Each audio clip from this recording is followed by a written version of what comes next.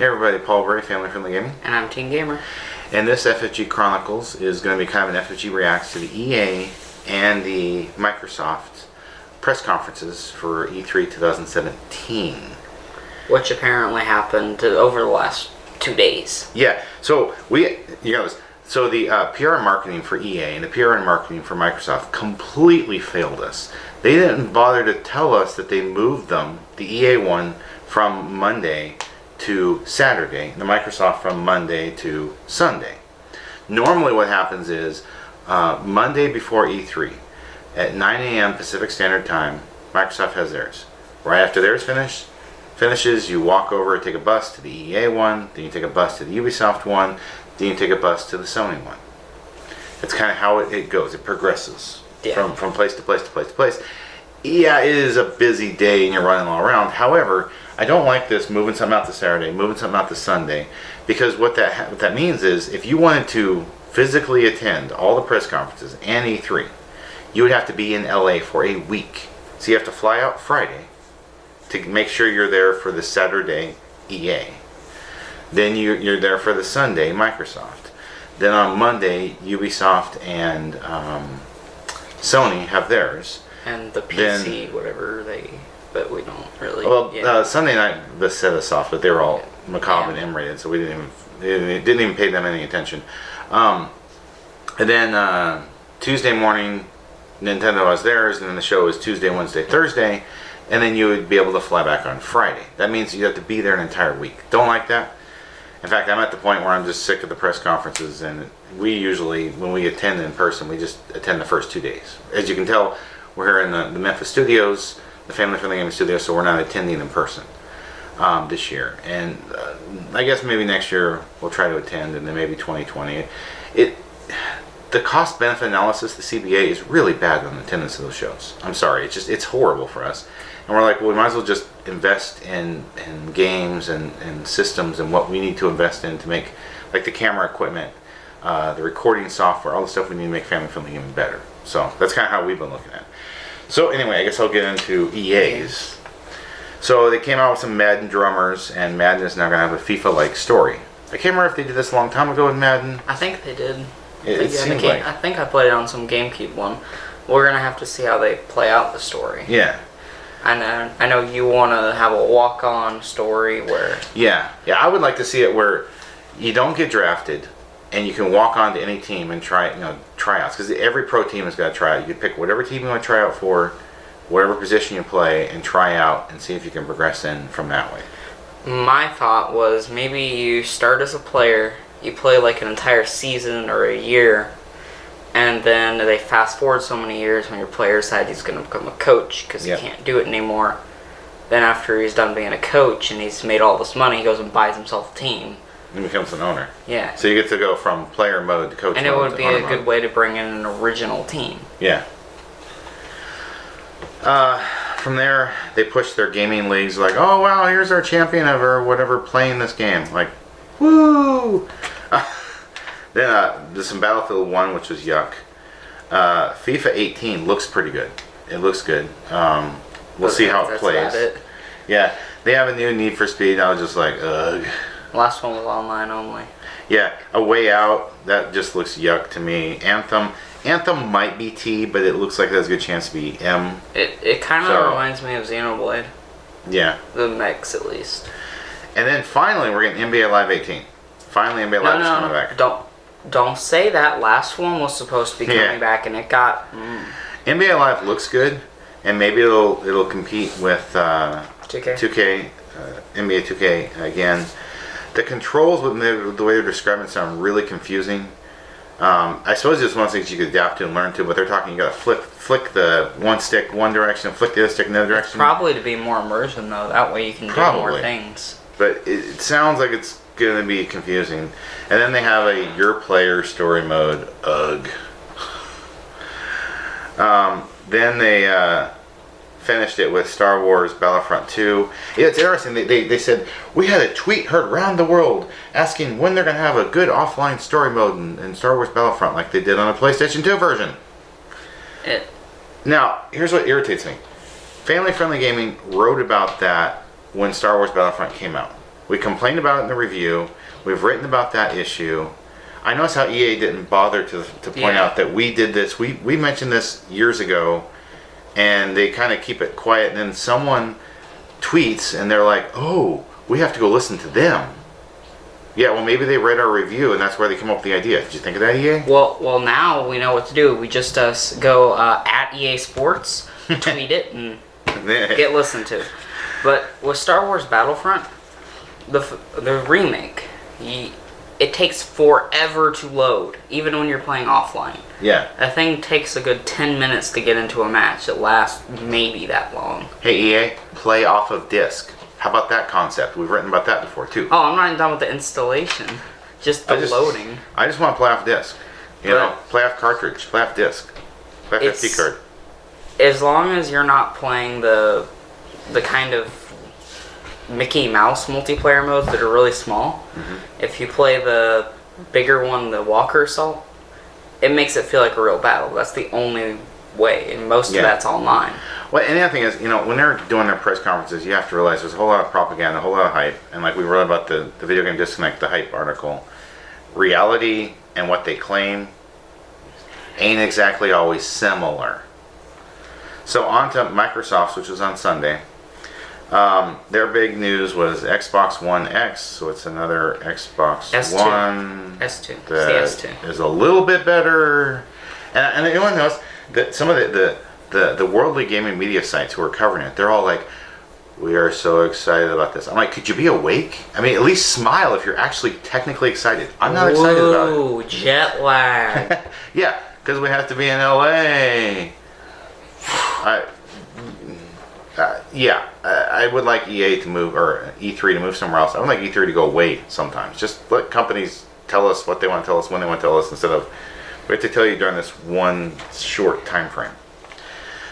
Forza Motorsport. Forza Motorsport 7. So Forza Motorsport 7. It looks pretty nice. The other thing was they're pushing their 4K. We're in 4K. If you don't have 4K, they claim that the games will still work in the regular 1080. So hopefully. I'm a bit curious though. I'm worried about Forza though. Even though they're bragging about how great the weather is and how immersive it is and how weather changes. It's either going to be extremely huge because of all the tracks. How many tracks? Again, Forza Motorsport 5 pulled this on us, looked wonderful, we got all these cars, and there were only a couple of tracks to race in, so it got boring real quick. I'm wondering that about 7. I got a bad feeling it's not going to have a lot of tracks. Probably not. I'll predict that right now. Right here, FFG Chronicles, you heard it. And here's throughout Microsoft's press conference, they had macabre and morbid games, just gross, disgusting. What is the guy's name? Who cares? It's not important. I had his name. I remembered his name. Anyway, the main guy from Microsoft who came out and what was it? Peter something. Pete, Paul, something like that. Anyway, Mary. He came out and claims that Microsoft provides for all gamers. They provide for everyone. And so I thought, wait a minute, Nintendo made this claim a few years back, and we really trashed them and sliced and diced them apart and pointed out that they didn't provide. In fact, they had discriminated against Christian gamers. Nintendo had for many years. So I said, okay, what about Microsoft? So I said, okay, where are the Christian video games? I did not see one Christian video game out of their 42. I did not see any really party family games. Well, party games aren't really fun though. Some are, but I'm like, the majority of them aren't. I'm like, okay, so where's the family games? Now there is one they had that I would say is family friendly. Well, on top of Minecraft, the super duper Rocket League. You got to forget about Rocket League as well. Okay, well, but those are just 4K. That's a 4K upgrade to the graphics. I mean, come on, that's not really a new game. Anyway, hey, it's Microsoft. You never know what they consider new. So I'm like, I don't really believe you when you say that because I know it's not true. You're not providing for Christian gamers. You're not providing a whole lot for family gamers. So I'm like, eh. So then, they showed the Minecraft, the super duper graphic improve, and it looks a little bit better. But I'm like, it didn't look that much better to me. Okay, so what it was is now there's shadows and the sun's a bit brighter. Basically, what they did is they went to the PC, Googled Minecraft Realistic mod. And this is an actual thing. I don't remember what the mod's called, but there's an actual mod that has everything they were showing. And they're just like, you know what? We're just gonna like take Put it into that. the Xbox One version. Yeah. And the PC. They're just like, we're just gonna take that and put it in there. They also pushed their mixer. I was like, ugh. Streaming. I mean, like I said, that probably by next E3 will be forgotten. So, I mean, that's typical I mean, Microsoft. a month ago they had Beam. Yeah. So It'll be gone. next month we'll have something else. Now, they show the video for DBZ Fighter Z. So it's a Dragon Ball. Actually, not DBZ. It's Dragon Ball Fighter Z. It'll be a 3-on-3. Kind of like Capcom. Yeah, kind of like the Ultimate Capcom versus Marvel type of fighting game, 2D, side-scrolling. 3D. It actually looked pretty good. It's going to be violent, so it's going to be for the older members of the family. But for those that like fighting games, It has combo potential so long as it doesn't have a Hadouken spam. Yeah, well, I don't think it will. It'll have Kame spam. Kamehameha. Yeah, let's just hope it's not the same thing because you love to spam that. Yeah, well, you spam too, so.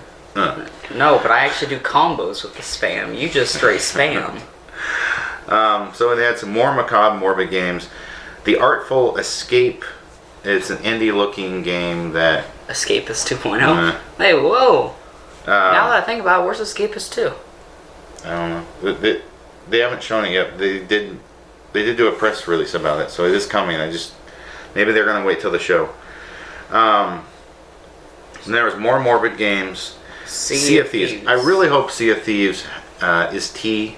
It looks like it has potential, and I also hope it has an offline mode. I'm worried that it's going to be online only. It's going to be internet required, and you're going to play online, and they won't have an offline mode. I'm concerned about that. I really hope they have offline. We were concerned about Star Trek Bridge Crew, but it looks like they're going to have a. Yeah, Star Trek Bridge Crew. They're going to have a single player mode. It's going to suck as an offline mode, but it's going to be an offline mode. Then they show the game called Tacoma, not the city, not the truck. Where are these people picking names? I'm going to go pick a name that's a city and a truck for my game. It looked really odd.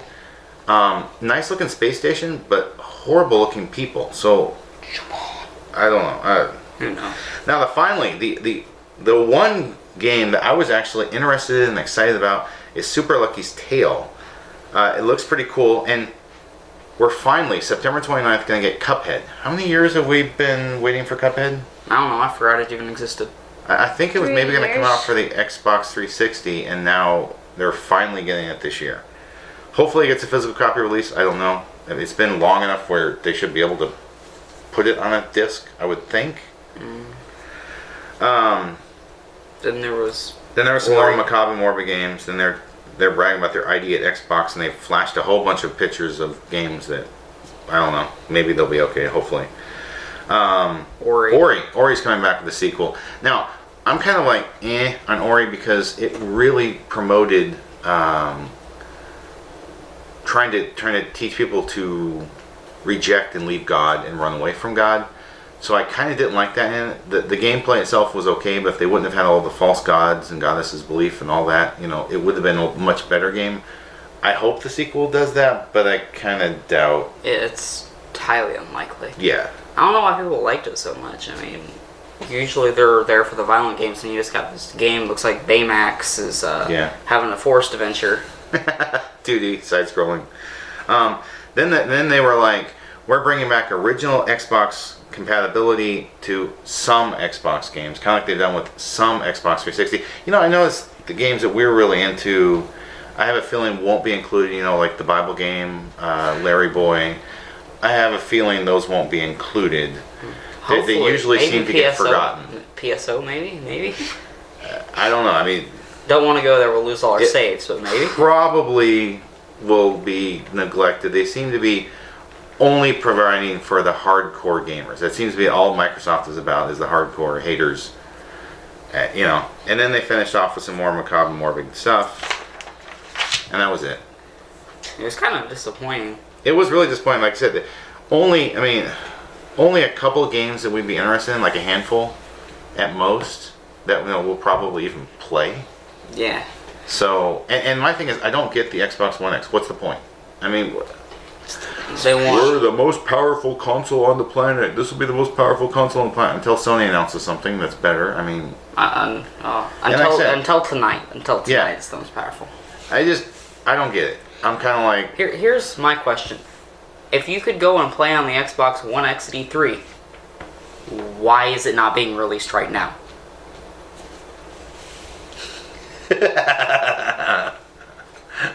If you have the system complete, and EA, you know, EA bragged about how they had so many more stations available at E3 and at their EA Play. Okay, again, that means you got to go to LA, which is expensive. And my thought is, why not be patient for the game to come out? I mean, you're only gonna get a level, maybe two. You know, you're gonna get a little bit of gameplay, and it's a whole lot of money for that. It's expensive. So, you got any more thoughts? no, I just want to thank everyone for watching and say I hope you have a wonderful rest of your